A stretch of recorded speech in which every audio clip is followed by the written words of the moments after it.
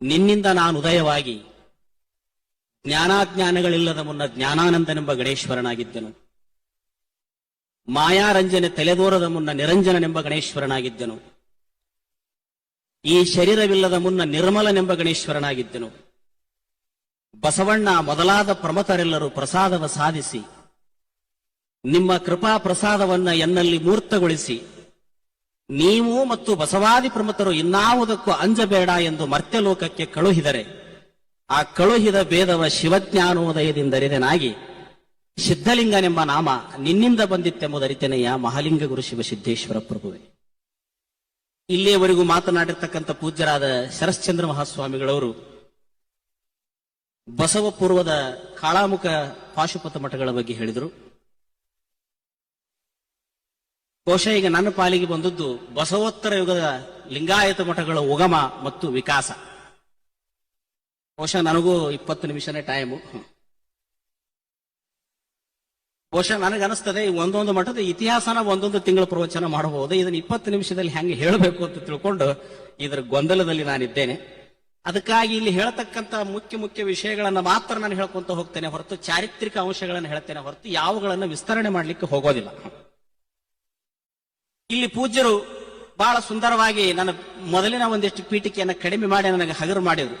ಕಾಳಾಮುಖ ಪರಂಪರೆಯ ಮಠಗಳು ಲಿಂಗಾಯತ ಮಠಗಳಾಗಿ ಪರಿವರ್ತನೆ ಹೊಂದಿದ್ವು ಅಂತೇಳಿ ನಾನು ಅಲ್ಲಿಂದ ನನ್ನ ವಿಷಯವನ್ನು ಪ್ರಾರಂಭ ಮಾಡಿಬಿಡ್ತೇನೆ. ಕಾಳಾಮುಖ ಮಠಗಳು ಲಿಂಗಾಯತ ಮಠಗಳಾಗಿ ಪರಿವರ್ತನೆ ಹೊಂದಿದುವು ಖರೆ, ಆದರೆ ಆ ಲಿಂಗಾಯತ ಮಠಗಳಲ್ಲಿ ಕಸವನ್ನ ತಂದು ಹಾಕಿ ಈ ಶರಣ ಧರ್ಮವನ್ನು ಕೊಲೆಗೆಡಿಸಲಿಕ್ಕೆ ಕಾರಣನೂ ಕೂಡ ಇದೇ ಕಾಳಾಮುಖ ಮಠಗಳು ಅನ್ನುವಂಥದ್ದನ್ನು ಕೂಡ ನಾವು ಸೂಕ್ಷ್ಮವಾಗಿ ನೆನಪಿನಲ್ಲಿ ಇಟ್ಟುಕೊಳ್ಬೇಕಾಗ್ತದೆ. ಅದರ ಬಗ್ಗೆ ನಾನು ವಿಸ್ತರಿಸಂಗಿಲ್ಲ. ಹೆಂಗ ಕೆಟ್ಟತು ಈ ಧರ್ಮದಲ್ಲಿ ವಚನಗಳನ್ನ ಹೆಂಗ ಅವರು ತಿದ್ದುಪಡಿ ಮಾಡಿದ್ರು, ಹೇಗೆ ಅದನ್ನು ಸೇರಿಸಿದ್ರು, ಹೇಗೆ ಅಲ್ಲಿ ಸಂಸ್ಕೃತ ಶ್ಲೋಕಗಳು ಬಂದು ಅಂದ್ರೆ ಇದರದೊಂದು ದೊಡ್ಡ ತಂಡಾನೇ ಇತ್ತು. ಕಾರಣ ಅಂದ್ರೆ ಪೂಜ್ಯರು ಹೇಳಿದ್ರು ಶ್ರೇಷ್ಠತೆಯ ಒಂದು ಅಹಮ್ಮಿಕೆ, ಪ್ರಾಚೀನತೆಯ ಒಂದು ಚಪಲ ಅಂತ ಒಂದು ಚಲೋ ಶಬ್ದವನ್ನು ಅವರು ಬಳಸಿದ್ರು. ಬಹುಶಃ ಇವತ್ತಿನ ಈ 21ನೇ ಶತಮಾನದ ಈ 5G ಯುಗದಾಗೂ ಸಹಿತ ನಾವು ಇನ್ನೂ ಮೊದಲಿದ್ವಿ ಅಂತ ಹೇಳ್ಕೊಳ್ಳೋರ ಸಂಖ್ಯೆಯನ್ನು ಕಡಿಮೆ ಇಲ್ಲ. ಅವರಿಗೂ ಅದನ್ನ ಪ್ರತಿಪಾದನೆ ಮಾಡ್ತಾರೆ.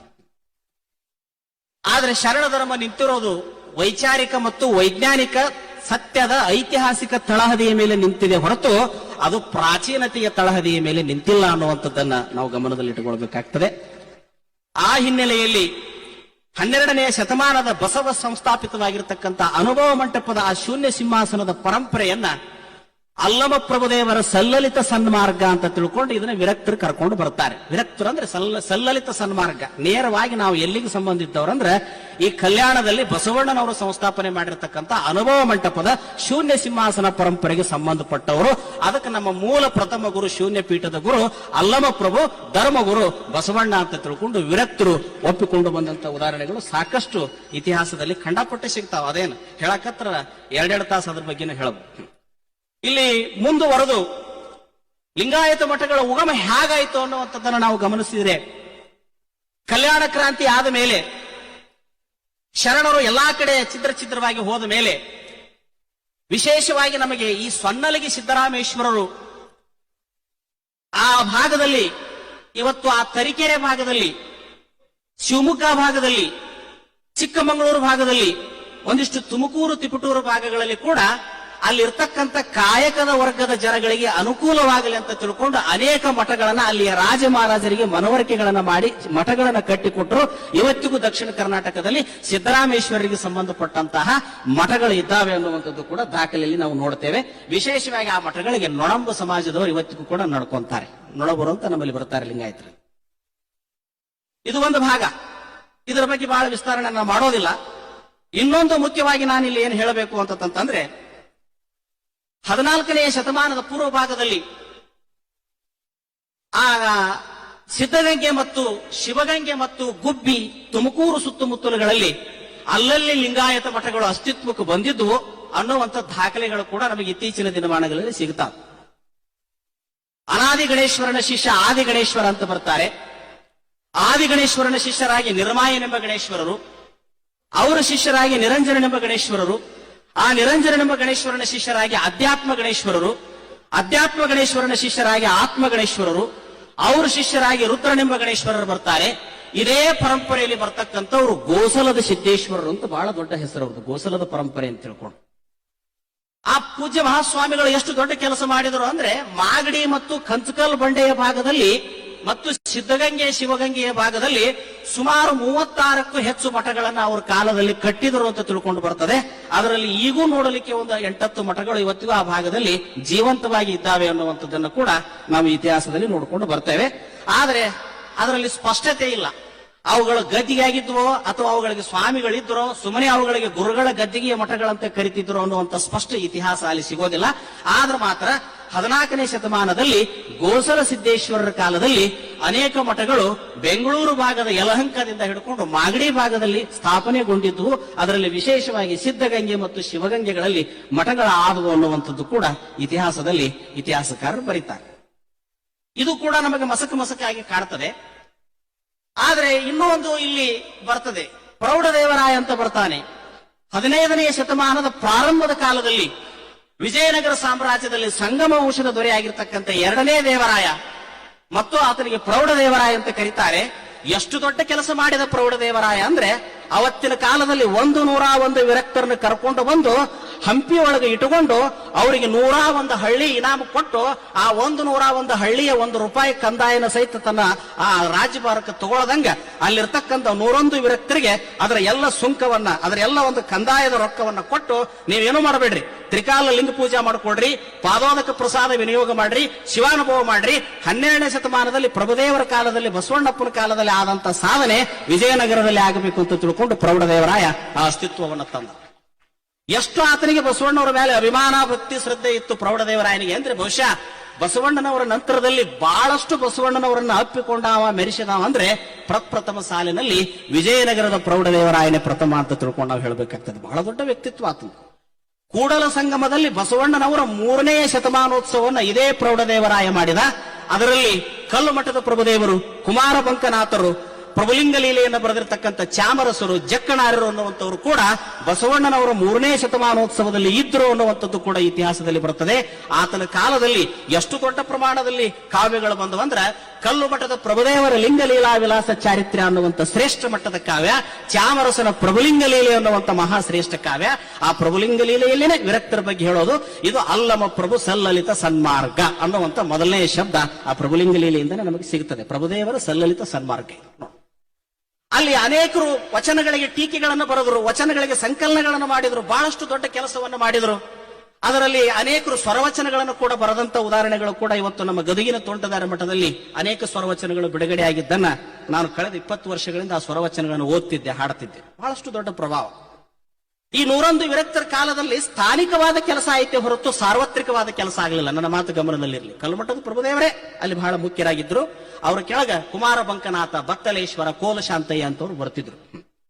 ಬಹಳ ಅಂದ್ರೆ ಅಲ್ಲೇ ಸುತ್ತಮುತ್ತಲು, ಹಂಪಿಯ ಸುತ್ತಮುತ್ತಲು ಅದೇ ಭಾಗದಲ್ಲಿ ಒಂದಿಷ್ಟು ಭಾಗದಲ್ಲಿ ಮಾತ್ರ ಅದು ಸ್ಥಾನಿಕವಾದ ಕೆಲಸ ಆಯ್ತು. ಆದ್ರೆ ಹಂಗೇನು ಹೇಳ್ಕೊಳ್ಳುವಂಗ ಇದು ವಿಸ್ತಾರ ರೂಪವನ್ನು ಪಡ್ಕೊಳ್ಳಿಲ್ಲ. ಇದು ನಿಜವಾಗಿ ವಿಸ್ತಾರ ರೂಪವನ್ನು ಪಡ್ಕೊಂಡಿರ್ತಕ್ಕಂಥ ಒಂದು ಕಾಲಘಟ್ಟ ಅಂದ್ರೆ ಅದನ್ನು ನಾವು ಎಲ್ಲಿ ನೆನೆಸಬೇಕು ಅಂತಂದ್ರೆ ಚಾಮರಾಜನಗರ ಭಾಗದಲ್ಲಿ ಹರದನಹಳ್ಳಿ ಅಂತ ತಿಳ್ಕೊಂಡು ಬರ್ತದೆ. ಆ ಹರದನಹಳ್ಳಿಯಿಂದ ಈ ಧರ್ಮವನ್ನ ಮತ್ತೊಮ್ಮೆ ಪುನರ್ ಪ್ರತಿಷ್ಠಾಪನೆ ಮಾಡಿದವರು ತೋಂಟದ ಎಡೆಯೂರ ಸಿದ್ಧಲಿಂಗೇಶ್ವರರು. ಬಹಳ ದೊಡ್ಡ ಪ್ರಭಾವಿಯಾಗಿ ಬಂದರು. 12ನೇ ಶತಮಾನದ ಬಸವಣ್ಣ, ಚನ್ನಬಸವಣ್ಣ, ಅಲ್ಲಮ ಪ್ರಭುಗಳ ನಂತರ ಅಂದಿನಿಂದ ಹಿಡಿದು 21ನೇ ಶತಮಾನದವರೆಗೂ ಇವ್ರನ್ನ 3 ಬಿಟ್ಟರೆ ಅತ್ಯಂತ ಪ್ರಭಾವಿ ಬಂದವರಂದ್ರೆ ಸಿದ್ಧಲಿಂಗೇಶ್ವರ. ಇವ್ರ ನಂತರ ಮತ್ತೆ ಯಾರು ಬಂದಿಲ್ಲ. ಇವ್ರು ಬಂದವರಂದ್ರೆ ಇವ್ರು ಕೆಳಗ ಬಂದಾರ. ಇವರಷ್ಟು ಪ್ರಭಾವಿ ಯಾರು ಬಂದಿಲ್ಲ. ನೋಡ್ರಿ ಎಷ್ಟು ದೊಡ್ಡ ಪ್ರಭಾವ ಅವ್ರದ್ದು ಸಿದ್ಧಲಿಂಗೇಶ್ವರದು ಅಂದ್ರೆ, ಮರುಳ ಶಂಕರನಂತೆ ಪರಮ ಪ್ರಸಾದಿಯಾಗಿ, ಬಸವಣ್ಣನಂತೆ ಭಕ್ತಿ ಸಂಪನ್ನರಾಗಿ, ಚನ್ನಬಸವಣ್ಣನವರಂತೆ ಚಟಸ್ಥಲ ಆಚಾರ ಕೋವಿದರಾಗಿ, ಒಂದು ಕಾಲ ಮೇಲೆ ನಿಂತಿರ್ತಕ್ಕಂಥ ಶರಣ ಧರ್ಮವನ್ನ 4 ಕಾಲ ಮೇಲೆ ತಳ ಊರು ನಿಂದಿರಿಸಿದವರಂದ್ರೆ ಎಡೆಯೂರಿನ ತೋಂಟದ ಸಿದ್ಧಲಿಂಗೇಶ್ವರರು. ಬಹಳ ದೊಡ್ಡ ಹೆಸರು. ಎಷ್ಟು ದೊಡ್ಡ ಪ್ರಭಾವ ಅಂದ್ರೆ ಇವತ್ತಿಗೂ ಅವರು ಹಾಕಿಕೊಟ್ಟ ಮಾರ್ಗದಲ್ಲಿನೇ ಇವತ್ತಿಗೂ ನಮ್ಮ ಕರ್ನಾಟಕದ ಧಾರ್ಮಿಕ ಪರಂಪರೆಗಳು ನಡ್ಕೊಂಡು ಬಂದಾವು. ಅದರಲ್ಲಿ ಒಂದಿಷ್ಟು ಶೈವ ಮಿಕ್ಸ್ ಆಗಿರಬಹುದು, ವೀರಶೈವ ಮಿಕ್ಸ್ ಆಗಿರಬಹುದು. ಆದರೆ ಶಟಸ್ಥಲ ಆಚಾರ್ಯವನ್ನ ಶುದ್ಧವಾದ 12ನೇ ಶತಮಾನದ ಶರಣರ ವಚನಗಳನ್ನ ಶಟಸ್ಥಲ ಜ್ಞಾನ ಸಾರಾಮೃತದ ಮೂಲಕ ಪೂಜ್ಯರಾಗಿರ್ತಕ್ಕಂತಹ ಸಿದ್ಧಲಿಂಗೇಶ್ವರರು, ಅವರ ಗುರುಗಳು ಗೋಸಲದ ಚನ್ನಬಸವೇಶ್ವರರು. ಅವರ ಗದ್ದಿಗೆ ಇವತ್ತಿಗೂ ಕೂಡ ತುಮಕೂರದ ಪಕ್ಕದಲ್ಲಿ ಗುಬ್ಬಿ ಅನ್ನುವಂತ ಊರಿನಲ್ಲಿ ಅವರ ಗದ್ದಿಗೆನೂ ಕೂಡ ಇದೆ. ಗೋಸಲ ಚನ್ನಬಸವೇಶ್ವರ ಗದ್ದಿಗೆ ಕೂಡ ಇದೆ. ಆ ತೋಂಟದ ಸಿದ್ಧಲಿಂಗ ಶಿವಯೋಗಿಗಳವರು ಸ್ಥಾನಿಕವಾಗಿ ಧರ್ಮ ಪ್ರಚಾರ ಮಾಡಲಿಲ್ಲ, ಸಾರ್ವತ್ರಿಕವಾಗಿ ತಮ್ಮ ಜೊತೆ 701 ವಿರಕ್ತರನ್ನ 3000 ಜನ ಚರಮೂರ್ತಿಗಳನ್ನ ಕರ್ಕೊಂಡು ಇಡೀ ಭಾರತ ದೇಶವನ್ನ 3 ಸಲ ಸುತ್ತಿದ್ರು ಅಂತ ತಿಳ್ಕೊಂಡು ಅವರ ಇತಿಹಾಸದಲ್ಲಿ ಬರುತ್ತದೆ. ಅಲ್ಲಲ್ಲಿ ಅವರವ್ರ ಹೊಕ್ಕಾರ, ಅಲ್ಲಲ್ಲಿ ಪರಮತಿಯರನ್ನ ಗೆದ್ರು, ಬೇರೆ ಬೇರೆ ರಾಜರನ್ನ ಶಿಷ್ಯರನ್ನಾಗಿ ಮಾಡಿಕೊಂಡು ಅಲ್ಲಲ್ಲಿ ಮತ್ತೊಮ್ಮೆ ಬಸವಾದಿ ಪ್ರಮತರ ಶಟಸ್ಥಲ ತತ್ವಜ್ಞಾನಗಳನ್ನ ಬೋಧಿಸಿದರು. ಮುಂದೆ ಆಯಾ ಊರುಗಳಲ್ಲಿ ತಮ್ಮ ಹಿಂದೆ ಬಂದಿರತಕ್ಕಂಥ ಚರಮೂರ್ತಿಗಳನ್ನ ಒಬ್ಬೊಬ್ಬ ವಿರಕ್ತರನ್ನ ಬಿಟ್ಟು ಹೋದ್ರು. ಅವುಗಳಿಂದನ ಅಧಿಕೃತ ಲಿಂಗಾಯತ ಮಠಗಳು ಕರ್ನಾಟಕದಲ್ಲಿ ಕಾಣಿಸಿಕೊಂಡವು ಅನ್ನುವಂಥದ್ದು ಕೂಡ ಇತಿಹಾಸದಲ್ಲಿ ಸ್ಪಷ್ಟವಾಗಿ ಬರ್ತದೆ. ಸಿದ್ಧಲಿಂಗೇಶ್ವರ ಪ್ರಭಾವನೆ ಬಹಳ ದೊಡ್ಡದು ನೋಡಿ.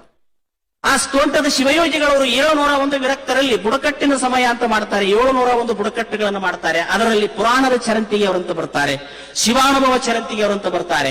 ಪುರಾಣದ ಚರಂತಿಗೆ ಅವರಂದ್ರೆ ಬಸವ ಪುರಾಣ, ಪ್ರಭುಲಿಂಗ ಲೀಲೆ, ಚನ್ನಬಸವ ಪುರಾಣಗಳನ್ನು ತಗೊಂಡು ಉಪದೇಶ ಮಾಡಿಕೊಂಡವರಿಗೆ ಪುರಾಣದ ಚರಂತಿಗೆ ಅವರಂತ ಬರೆದ್ರು.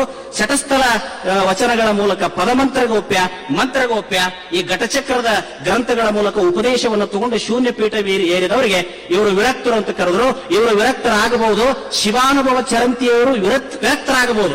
ಆದ್ರೆ ಪುರಾಣದ ಸಮಯದವರು, ಪುರಾಣದ ಚರಂತಿಯವರು ವಿರಕ್ತರಾಗಕ್ಕೆ ಬರುವುದಿಲ್ಲ ಅಂತೇಳಿ ಸಿದ್ಧಲಿಂಗೇಶ್ವರ 701 ಬುಡಕಟ್ಟುಗಳನ್ನ ಮಾಡಿ, ಪಂಚ ಬುಡಕಟ್ಟುಗಳನ್ನ ಮಾಡಿ ಕರ್ನಾಟಕದ ತುಂಬೆಲ್ಲ ತಮ್ಮ ಶಿಷ್ಯರನ್ನ, ಪ್ರಶಿಷ್ಯರನ್ನ ಬಿಟ್ಟರು. ಅವರೇ ಕರ್ನಾಟಕದ ಒಳಹೊರಗು ಬಂದರು. ಮಲೆನಾಡಿನ ಭಾಗದಲ್ಲಿ ಎಷ್ಟೋ ಮಠಗಳು ಅವ್ರ ಕಾಲಕ್ಕೆ ಬಂದವು. ಮುಂದೆ ತಮಿಳುನಾಡಿನ ಭಾಗದಲ್ಲಿ, ಕೇರಳದ ಭಾಗದಲ್ಲಿನೂ ಕೂಡ ಸಿದ್ಧಲಿಂಗೇಶ್ವರರ ಶಿಷ್ಯರು ಹೋಗಿ ಅನೇಕ ಮಠಗಳನ್ನು ನಿರ್ಮಾಣ ಮಾಡಿದರು ಅನ್ನುವಂಥದ್ದು ಕೂಡ ಇತಿಹಾಸದಲ್ಲಿ ಸ್ಪಷ್ಟವಾಗಿ ಕಾಣುತ್ತದೆ. ಆ ಮಠಗಳನ್ನು ಕಟ್ಟಿರ್ತಕ್ಕಂಥವ್ರು ಸಾಮಾನ್ಯರಲ್ಲ. ಅವರು ಭಕ್ತಿ, ಜ್ಞಾನ, ವೈರಾಗ್ಯ ಸಂಪನ್ನರಾಗಿದ್ದರು, ಲಿಂಗ ಪೂಜಾ ನಿಷ್ಠರಾಗಿದ್ದರು ಅನ್ನುವಂಥದ್ದು ಕೂಡ, ಶಟಸ್ಥಲ ಸಿದ್ಧಾಂತವನ್ನು ಬಲ್ಲವರಾಗಿದ್ದರು ಅನ್ನುವಂಥದ್ದು ಕೂಡ ನಾವು ಸ್ಪಷ್ಟವಾಗಿ ತಿಳ್ಕೊಳ್ಬೇಕಾಗ್ತದೆ. ಹಾಗಾದರೆ ತೋಂಟದ ಸಿದ್ಧಲಿಂಗ ಶಿವಯೋಗಿಗಳವರು 15ನೇ ಶತಮಾನದ ಮಧ್ಯಭಾಗದಲ್ಲಿ ಮಾಡಿರ್ತಕ್ಕಂಥ ಕೆಲಸ ಎಷ್ಟು ದೊಡ್ಡದು ಅಂತಂದ್ರೆ, ಅವರು ಹಾಕಿಕೊಟ್ಟಿರ್ತಕ್ಕಂಥ ಪರಂಪರೆಯಲ್ಲಿ ಕನ್ನಡ ನಾಡಿನಲ್ಲಿ ಅಷ್ಟೊತ್ತಿಗೆ ಆಗಲೇ ಪರಮತಿಯರು ಉತ್ತರ ಭಾರತದಿಂದ ದಕ್ಷಿಣ ಭಾರತದ ಕಡೆ ದಾಳಿ ಪ್ರಾರಂಭ ಆಗಿದ್ವು. ಸಂಸಾರಿಕರಿಗೆ 24 ತಾಸು ಧರ್ಮ ಆಚರಣೆ ಮಾಡ್ಕೊಂಡು ಹೋಗೋದು ಕಷ್ಟ ಆಗಿತ್ತು. ಅವರ ಸಂಸಾರಿಕ ಜೀವನ ನಡೆಸೋದ ವಜ್ಜಾಗಿತ್ತು. ಅಂಥದ್ರಲ್ಲಿ ಧರ್ಮ ರಕ್ಷಣೆ ಮಾಡಲಿಕ್ಕೆ ಇದು ಸಂಸಾರಿಕರ ಕಡೆಯಿಂದ ಅಸಾಧ್ಯ ಆದ ಸಂದರ್ಭದಲ್ಲಿ ಸಿದ್ಧಲಿಂಗ ಶಿವಯೋಗಿಗಳವರು ಹಾಗಾದ್ರೆ ಊರುಗಳಲ್ಲಿದ್ದಲ್ಲಿ ಎಲ್ಲೆಲ್ಲಿ ಲಿಂಗವಂತರದಾರ, ಅಲ್ಲೊಬ್ಬ ಉಪದೇಶಕ ಇದ್ರೆ, ಅಲ್ಲೊಬ್ಬ ಗುರು ಇದ್ರೆ ಇನ್ನೂ ಈ ಧರ್ಮ ಬಲ ಊರುತ್ತದೆ ಅಂತ ತಿಳ್ಕೊಂಡು ಎಲ್ಲೆಲ್ಲಿ ಹೊಕ್ಕಾರ ಅಲ್ಲಲ್ಲಿ ತಮ್ಮ ಚರಮೂರ್ತಿಗಳನ್ನು ಬಿಟ್ಟು ಹೋದ್ರು. ಅವರೇ ದೊಡ್ಡ ದೊಡ್ಡ ಮಠಗಳನ್ನು ಕಟ್ಟಲಿಕ್ಕೆ ಕಾರಣೀಭೂತರಾದರು ಅನ್ನುವಂಥದ್ದನ್ನು ಕೂಡ ನಾವು ನೋಡ್ತೇವೆ. ಬಹುಶಃ ಸಿದ್ಧಲಿಂಗೇಶ್ವರರು ಬರದೇ ಹೋಗಿದ್ರೆ, ತೋಂಟದ ಸಿದ್ಧಲಿಂಗ ಶಿವಯೋಗಿಗಳವರ ಆಗಮನ ಆಗದೆ ಹೋಗಿದ್ರೆ ಇವತ್ತು ಇರ್ತಕ್ಕಂಥ ಶರಣ ಧರ್ಮ ಇಷ್ಟೂ ಕೂಡ ಉಸಿರಾಡ್ತಿದ್ದಿಲ್ಲ. ಇವತ್ತು ಇಲ್ಲಿವರೆಗೂ ಕೂಡ ಅದು ಉಸಿರಾಡಿದ್ದು ಯಾರ ಬಲದ ಮೇಲೆ ಅಂದ್ರೆ ಅದನ್ನು ಹುಲಿಯ ಸಿದ್ಧ ನಂಜೇಶ, ಒಬ್ಬ ಸಂಪ್ರದಾಯದ ಕವಿ ಆತ, ಒಬ್ಬ ಆಚಾರ್ಯ ಪರಂಪರೆಯಲ್ಲಿ ಬಂದಾವ. ಬಹುಶಃ ಆ ಮಠ ಅಂದ್ರೆ ಇಲ್ಲದ ಸಾಹಿತ್ಯನ ಬರೆದು ತುರುಕಿನ ಮಠ ಅದು, ಆ ಹುಲಿ ಮಠ. ಅಂತ ಮಠದ ಒಬ್ಬ ಗುರು ಸಿದ್ಧಲಿಂಗೇಶ್ವರ ಪ್ರಭಾವಕ್ಕೆ ಒಳಗಾಗಿ ಅವರ ಶಿಷ್ಯನಾಗಿ ತೋಂಟದ ಸಿದ್ದೇಶ್ವರ ಭಾವ ರತ್ನಾವರಣ ಸ್ತೋತ್ರ ಅಂತ ಬರೆದು ಅವನು ಕೂಡ ತನ್ನ ಕಾಳಾಮುಖ ಪರಂಪರೆಯ ಮಠವನ್ನು ಬಿಟ್ಟು ಲಿಂಗಾಯತ ಮಠಾಧಿಪತಿ ಆಗ್ತಾನೆ ಅನ್ನುವಂಥದ್ದು ಕೂಡ ಅದರಲ್ಲಿ ಬರ್ತದೆ. ಇನ್ನೊಬ್ಬ ಬ್ರಾಹ್ಮಣರ ಕವಿಯಾಗಿರ್ತಕ್ಕಂಥ ಹೇರಂಬ ಅನ್ನುವಂಥವನು, ಯಲಹಂಕದ ನಾಡಪ್ರಭುಗಳ ಆಸ್ಥಾನದಲ್ಲಿದ್ದಂಥ ಹೇರಂಬ, ಆತ ವೈಷ್ಣವ ಪರಂಪರೆಯನ್ನು ಬಿಟ್ಟು ತೋಂಟದ ಸಿದ್ಧಲಿಂಗೇಶ್ವರನ ಕುರಿತು ಸಿದ್ಧಲಿಂಗೇಶ್ವರರ ಸಾಂಗತ್ಯ ಅಂತ ತಿಳ್ಕೊಂಡು ಒಂದು ಸಾಂಗತ್ಯವನ್ನೇ ಕೂಡ ಬರದ ಅನ್ನುವಂಥದ್ದು ಕೂಡ ಇತಿಹಾಸದಲ್ಲಿ ಬರ್ತದೆ. ಅದರಲ್ಲಿ ಅವ ಹೇಳ್ತಾನೆ, ಪರಮಗುರು ತೋಂಟದ ನಿರಂಜನ ಸಿದ್ಧಲಿಂಗನು ಧರೆಯೊಳಗೆ ಬಂದು ಶರಣ ಧರ್ಮವನ್ನು ಎತ್ತಿ ಹಿಡಿದ ಪರಮದೇಶಿಕನು ಅಂತ ತಿಳ್ಕೊಂಡು ಈ ಶರಣ ಧರ್ಮಕ್ಕೊಂದು ದೊಡ್ಡ ಓಜಸ್ಸು, ತೇಜಸ್ಸು, ಬಲ, ಶಕ್ತಿ, ಭಕ್ತಿಗಳನ್ನು ತುಂಬಿದವರಂದ್ರೆ ಪೂಜ್ಯರಾದ ತೋಂಟದ ಯಡಿಯೂರು ಸಿದ್ಧಲಿಂಗೇಶ್ವರ ಅನ್ನುವಂಥದ್ದನ್ನು ನಾವು ನೆನಪಿಟ್ಟುಕೊಳ್ಬೇಕಾಗ್ತದೆ. ಅವರ ಶಿಷ್ಯರು, ಆ ಶಿಷ್ಯರ ಕೆಳಗೆ ಮತ್ತು ಪ್ರಶಿಷ್ಯರು, ಪ್ರಶಿಷ್ಯರ ಕೆಳಗೆ ಶಿಷ್ಯರು, ಇವರೇ ಶೂನ್ಯ ಸಂಪಾದನೆಗಳನ್ನು ಮಾಡಿದರು. ಬಸವ ಸ್ತೋತ್ರದ ವಚನಗಳನ್ನು ಸಂಕಲನೆ ಮಾಡಿದರು, ಶಟಸ್ಥಲದ ವಚನಗಳನ್ನು ಸಂಕಲನೆ ಮಾಡಿದರು. ಇವರ ಶಿಷ್ಯರಲ್ಲಿ ಅನೇಕರು ಬರ್ತಾರೆ. ಅದರಲ್ಲಿ ಗುಮಳಾಪುರದ ಸಿದ್ಧಲಿಂಗ, ಗೋಳೂರು ಸಿದ್ದವೀರಣ್ಣ ಒಡೆಯ, ಅವರ ಪೀಠವನ್ನು ಏರಿರ್ತಕ್ಕಂಥ ನಿರಕ್ಷರ ಬೋಳ ಬಸವಾರ್ಯ, ಕೋಡಿಗೆ ಹಳ್ಳಿ ಆರ್ಯ, ರಾಚವಟ್ಟಿ, ಜೋಲಿಯ ಬಸವಾರ್ಯ, ಇವರ ಅನೇಕ ಶಿಷ್ಯರು ಕೂಡಿ ಅಲ್ಲಲ್ಲಿ ಮಠಗಳನ್ನು ಮಾಡಿ ಮತ್ತು ತಮ್ಮ ಕೈಯಾಗ ಅನೇಕ ಶಿಷ್ಯರನ್ನ ತಯಾರು ಮಾಡಿ ಮತ್ತೊಂದಿಷ್ಟು ಧರ್ಮ ಪ್ರಚಾರಗಳನ್ನು ಮಾಡಿದರು ಅನ್ನುವಂಥದ್ದು ಕೂಡ ಚೆನ್ನಾಗಿ ಬರ್ತದೆ. ಇದರಲ್ಲಿ ಇನ್ನೊಂದು ಮಾತನ್ನು ನೆನಪಿಸಿಕೊಳ್ಬೇಕು. ಬಳ್ಳಾರಿ ಭಾಗದಲ್ಲಿ, ಹರಪನಹಳ್ಳಿಯ ಭಾಗದಲ್ಲಿ ಪಂಚಗಣಾಧೀಶರಂತ ಬರ್ತಾರೆ. ಕೊಟ್ಟೂರು ಬಸವೇಶ್ವರರು ಅಂತ ತಿಳ್ಕೊಂಡು ಆಗಿ ಹೋದ್ರು. ಬಹಳ ದೊಡ್ಡ ಹೆಸರು ಅವ್ರದ್ದು, ಕೊಟ್ಟೂರು ಬಸವೇಶ್ವರ. ಇವರು ಎಷ್ಟು ದೊಡ್ಡ ಕೆಲಸ ಮಾಡಿದ್ರು ಅಂದ್ರೆ 5 ಮಂದಿ ಕೂಡಿಕೊಂಡು ಆ ಭಾಗದಲ್ಲಿ ಮಠಗಳನ್ನ ಕಟ್ಟುವುದಕ್ಕಿಂತಲೂ ಶಿವಾನುಭವ ಮಂಟಪಗಳನ್ನ ಮಾಡಿದ್ರು. ಆ ಶಿವಾನುಭವ ಮಂಟಪಗಳೇ ಮುಂದೆ ಮಠಗಳಾಗಿ ಇವತ್ತಿಗೂ ಆ ಭಾಗದಲ್ಲಿ ನಮಗೆ ತೊಟ್ಟಿಲ ಮಠ, ಹಿರೇಮಠ, ಆ ಭಿಕ್ಷದ ಮಠ, ಕಂತಿ ಮಠ ಅಂತ ತಿಳ್ಕೊಂಡು ಇವತ್ತಿಗೂ ಕೂಡ ಅಲ್ಲಿ ನೋಡ್ಲಿಕ್ಕೆ ಸಿಗ್ತಾವೆ. ಆ ಕೊಟ್ಟೂರು ಬಸವೇಶ್ವರರು ಶಟಸ್ಥಲ ಆಚಾರ್ಯರಾಗಿ ಬಸವಾದಿ ಪ್ರಮುಖರ ತತ್ವಗಳನ್ನು ಪ್ರಚಾರ ಮಾಡ್ಲಿಕ್ಕೆ ಅಲ್ಲಿ ಅನೇಕ ಕಾರ್ಯಗಳನ್ನು ಮಾಡಿದ್ರು ಅನ್ನುವಂಥದ್ದು ಬರ್ತದೆ.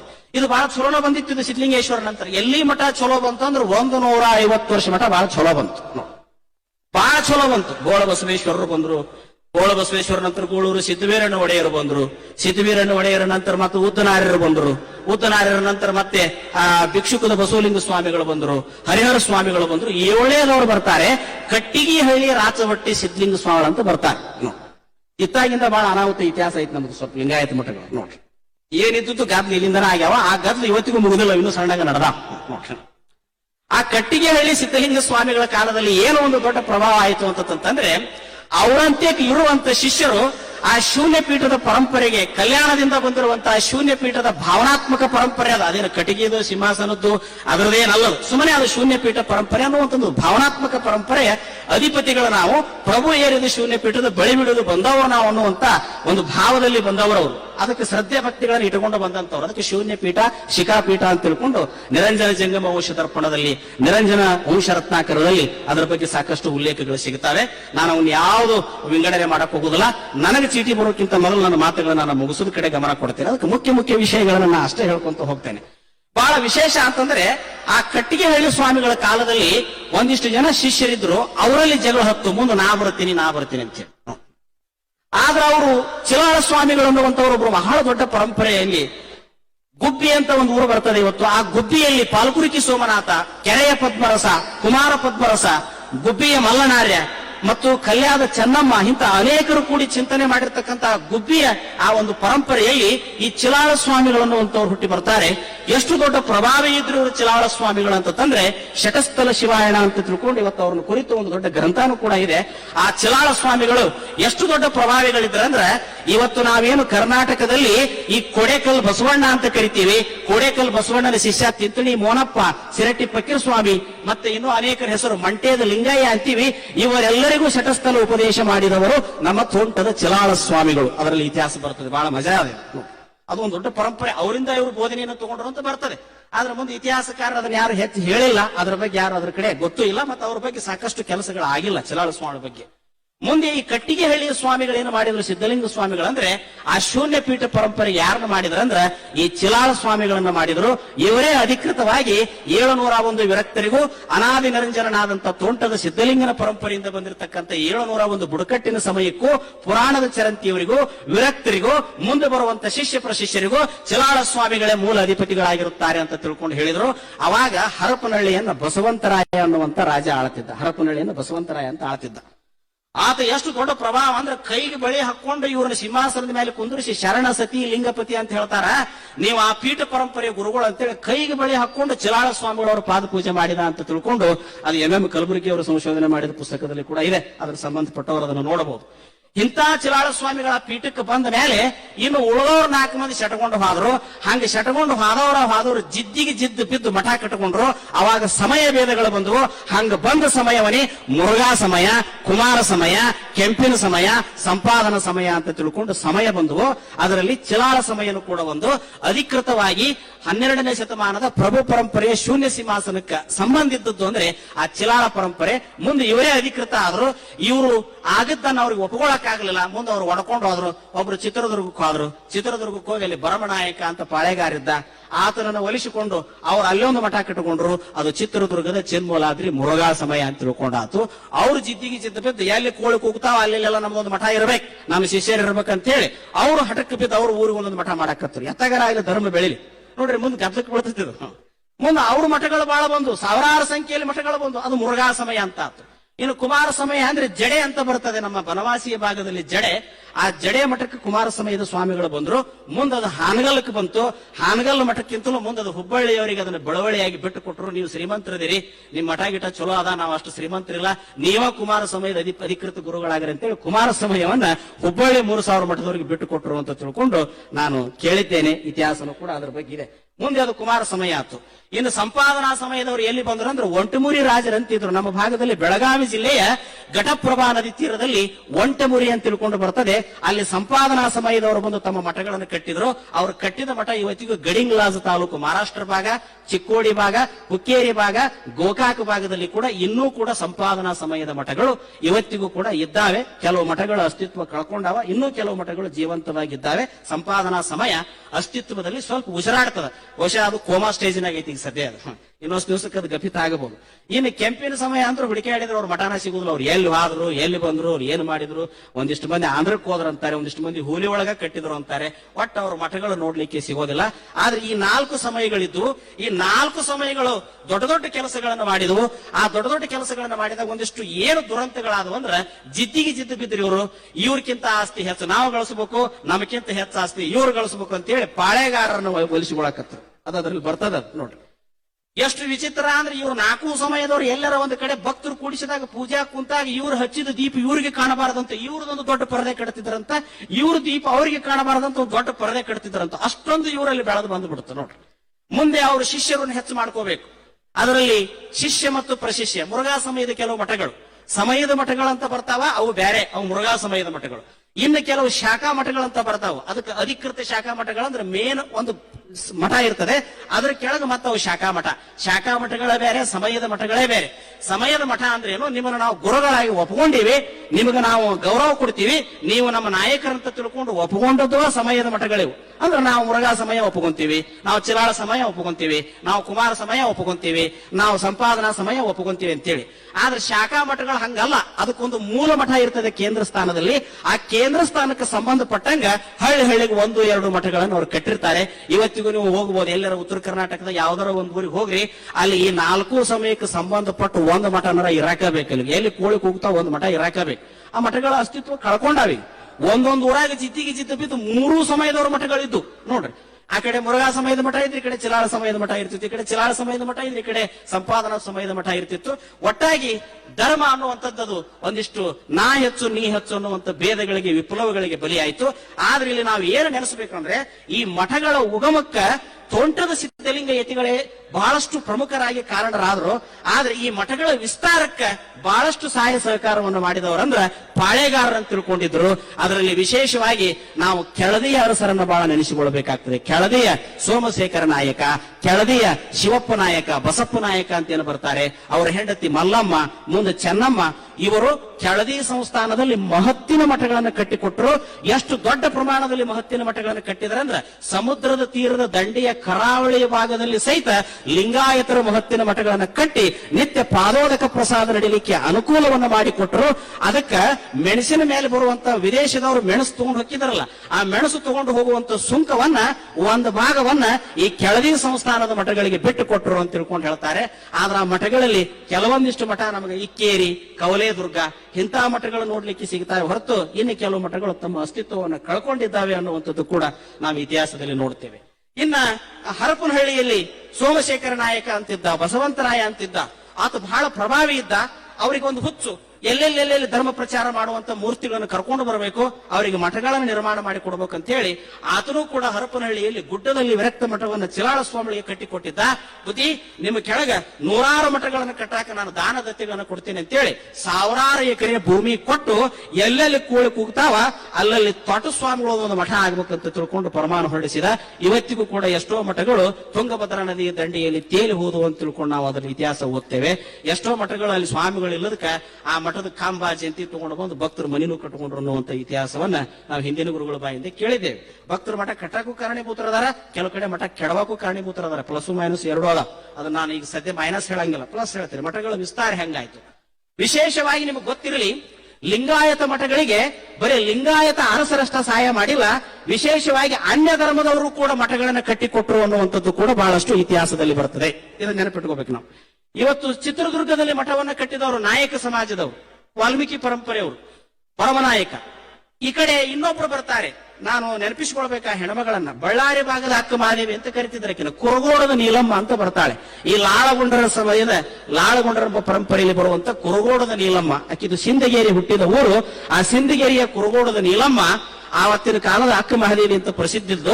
ಆ ನೀಲಮ್ಮನ ಪ್ರಭಾವ ಎಷ್ಟು ದೊಡ್ಡದಿತ್ತು ಅಂದ್ರೆ ಹೇಮಕೂಟದ ಕೊಟ್ಟೂರು ಸ್ವಾಮಿಗಳಿಗೆ ಅನೇಕ ಮಠಗಳನ್ನ ಆ ಕುರುಗೋಡದ ನೀಲಮ್ಮ ಕಟ್ಟಿಕೊಟ್ಲು. ಅವೇ ಇವತ್ತಿಗೂ ನೀಲಮ್ಮನ ಮಠಗಳು ಅಂತ ತಿಳ್ಕೊಂಡು ಖ್ಯಾತವಾಗಿದ್ದಾವೆ ಅಂತ ತಿಳ್ಕೊಂಡು ಅದರಲ್ಲಿ ಅನೇಕ ವಿಚಾರಗಳನ್ನು ನೋಡ್ತೇವೆ. ಇನ್ನೊಂದು 2 ಮಾತುಗಳನ್ನ ನಾನು ಇಲ್ಲಿ ಹೇಳ್ಬೇಕಂತಂದ್ರೆ, ಬಳ್ಳಾರಿ ಭಾಗದಲ್ಲಿ ಹಂಡೇ ವಜೀರರು ಅಂತ ಬರ್ತಾರೆ. ಹಂಡೇ ವಜೀರರು ಕೂಡ ಅನೇಕ ಮಠಗಳನ್ನ ನಿರ್ಮಾಣ ಮಾಡಲಿಕ್ಕೆ ದಾನ ದತ್ತಿಗಳನ್ನ, ಆಸ್ತಿಗಳನ್ನ ಕೊಟ್ಟರು. ಮತ್ತೆ ಅದೇ ರೀತಿಯಾಗಿ ಬಳ್ಳಾರಿ ಭಾಗದಲ್ಲಿ ಅವರು ಮಾಡಿದ ಮೇಲೆ ಇನ್ನ ಸುರಪುರ ಸಂಸ್ಥಾನದಲ್ಲಿ ಪಿಡ್ಡ ನಾಯಕರಂತಿದ್ರು. ಅವ್ರಿಗೊಬ್ಬ ಮಂತ್ರಿ ಇದ್ದ, ನಿಷ್ಠಿ ರುದ್ರಪ್ಪ ಅಂತ ಹೇಳಿ. ಜೇವರ್ಗಿ ಷಣ್ಮುಖ ಸ್ವಾಮಿಗಳು ಅನ್ನುವಂಥವ್ರು ಕೊನೆ ವಚನಕಾರರು. ಆ ಜೇವರ್ಗಿ ಷಣ್ಮುಖ ಸ್ವಾಮಿಗಳ ಅಪ್ಪಣೆ ತಗೊಂಡು ಆ ಸುರಪುರ ಸಂಸ್ಥಾನಿಕರ ಧೈರ್ಯದಿಂದ ಸಿಂದಗಿ ಮತ್ತು ಜೇವರ್ಗಿ ಭಾಗದಲ್ಲಿ 80ಕ್ಕೂ ಹೆಚ್ಚು ಮಠಗಳನ್ನ ನಿಷ್ಠಿ ರುದ್ರಪ್ಪನವರು ಕಟ್ಟಿದ್ರು ಅನ್ನುವಂತ ಕೂಡ ಇತಿಹಾಸನೂ ಕೂಡ ಇದು 17ನೇ ಶತಮಾನದ ಮಧ್ಯೆ ಕೊನೆಯ ಭಾಗದಲ್ಲಿ ಬರ್ತದೆ ನಿಷ್ಠಿ ರುದ್ರಪ್ಪನವರು.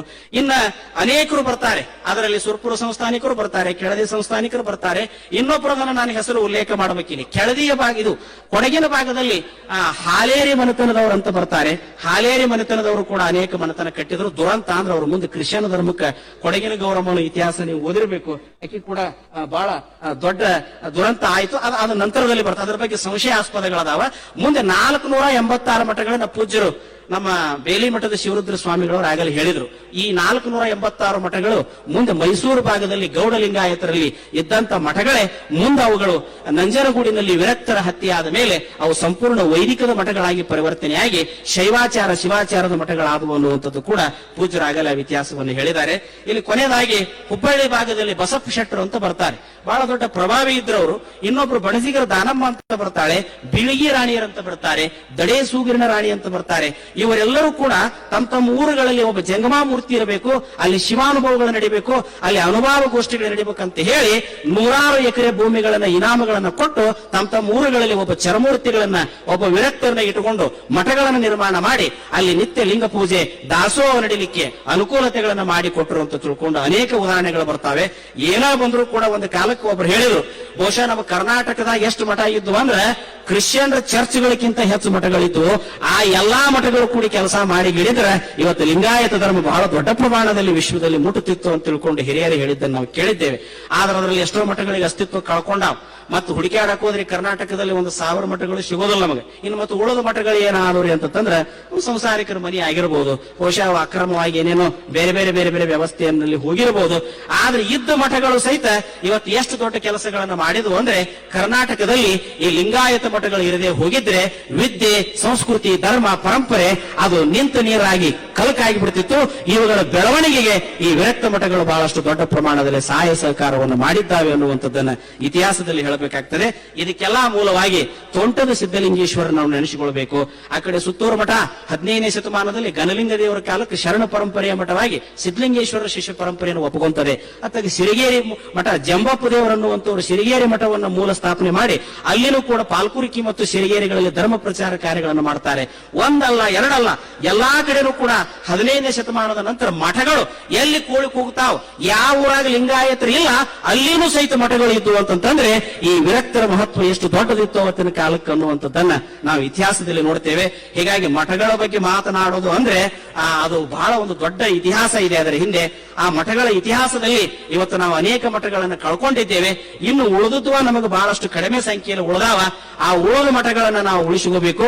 ಅವುಗಳು ಕಟ್ಟಾ ಶರಣ ಪರಂಪರೆಯ ಲಿಂಗಾಯತ ಮಠಗಳಾಗಿ ಬಸವಣ್ಣನವರ ಕಾರ್ಯಗಳನ್ನು ಮಾಡಿದ್ರೆ ಇನ್ನೂ ಕೂಡ ನಮ್ಮ ಧರ್ಮ ಪ್ರಚಾರ ಆಗಲಿಕ್ಕೆ ಕಾರಣ ಆಗ್ತದೆ. ಆ ಹಿನ್ನೆಲೆಯಲ್ಲಿ ಇನ್ನು ಉಳಿದ ಮಠಗಳ ಮುಂದಿನ ಕೆಲಸವನ್ನು ಪ್ರಾಮಾಣಿಕವಾಗಿ ಮಾಡಿ ಬಸವಾದಿ ಪ್ರಮುಖರು ತೋಂಟದ ಸಿದ್ಧಲಿಂಗೇಶ್ವರ ಹಾಕಿಕೊಟ್ಟಂತ ಪರಂಪರೆಗೆ ಒಂದಿಷ್ಟು ಸೇವೆಯನ್ನು ಸಲ್ಲಿಸಲಿ.